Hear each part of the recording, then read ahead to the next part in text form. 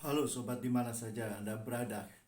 Kali ini saya berbicara tentang amarah rakyat akibat kenaikan harga BBM.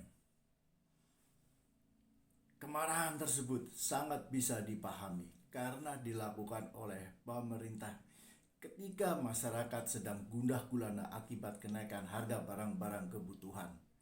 Dan tentu saja karena selama ini pemerintah berlagak seperti orang kaya dengan uang yang tidak terbatas. Antara lain dengan mendirikan lembaga-lembaga baru yang sampai hari ini tidak jelas faedahnya. Dan gaji para pengurus lembaga-lembaga baru ini juga sangat tinggi, tidak masuk akal. Kita ketahui misalnya ada BPIP dan BRIN, di mana ketua dewan pengarahnya saja bergaji lebih dari 100 juta per bulan. Kita juga ketahui pemerintah memberi gaji yang tinggi sampai 50 juta untuk berbagai macam bulu balang di sekitar istana kepresidenan dan kementerian. Di sana ada staf ahli, ada staf khusus, ada staf milenial, dan lain sebagainya. Yang menimbulkan tanda tanya besar mengenai manfaat mereka. Apalagi kita juga ketahui ada kepala staf presiden yang juga memiliki berbagai macam staf. Sementara aktivitasnya jelas sangat banyak di bidang politik praktis. Bahkan kita ketahui kepala staf presiden beberapa waktu yang lalu terlibat dalam upaya pembegalan partai politik.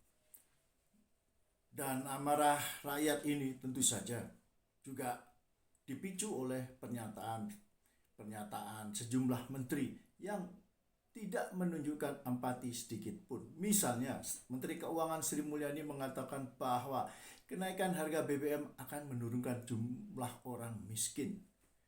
Kemudian Menteri BUMN Erick Thohir mengatakan bahwa nanti akan ada penyesuaian gaji. Suatu hal yang tidak masuk akal, ketika beban makin berat kok malah jumlah orang miskin turun. Bagi saya memang mungkin akan turun, benar Sri Mulyani dalam hal ini. Itu karena naiknya tingkat kematian di kalangan orang miskin karena kemiskinan yang makin parah. Kemudian soal pernyataan Erick Thohir yang mengatakan bahwa akan terjadi penyesuaian gaji, itu juga sangat tidak masuk akal. Saya heran pada Erick Thohir ini adalah seorang pengusaha yang sangat besar karena selain dia pemilik Mahaka Group, dia juga bagian dari Adara Group, salah satu perusahaan tambang batu bara dan pemilik pembangkit listrik tenaga uap terbesar di Indonesia. Sebab memakai logika yang sangat waras, kenaikan harga BBM ini menjadi beban bagi perusahaan maupun bagi masyarakat, sehingga tidak mungkin perusahaan akan menaikkan gaji karyawannya yang jelas sekali makin tertekan oleh biaya transportasi. Yang terjadi justru PHK, bahkan PHK massal. Dan juga tak kalah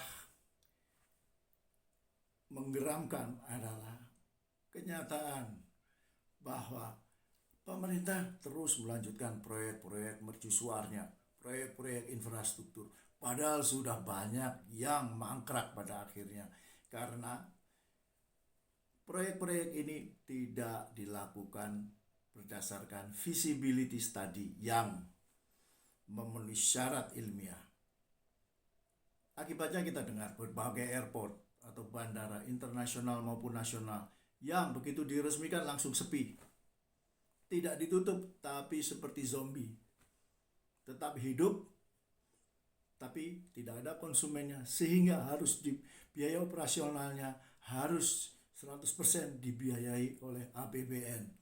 Ada bandara Kertajati yang internasional dan kemudian di berbagai daerah setidaknya ada 6 bandara yang sekarang ini sepi kosong melompong, belum lagi LRT di Palembang, kemudian kereta Bandara Soekarno-Hatta dan Kuala Namu, dan kalau saya rinci akan lebih banyak lagi. Kita juga ketahui bahwa salah satu sumber kejengkelan masyarakat lainnya adalah pembayaran utang yang sangat besar di dalam APBN yang mencapai 800 triliun rupiah. per tahun.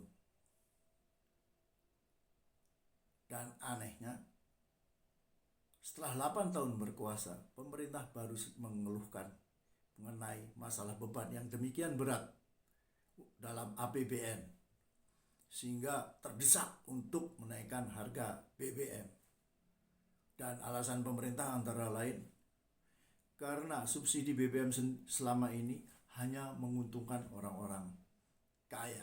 Lah, orang kaya bagaimana kalau kita lihat kenyataan bahwa mereka yang antri Pertalite selama ini adalah kendaraan bermotor roda 2, angkot, dan bukan mobil mewah.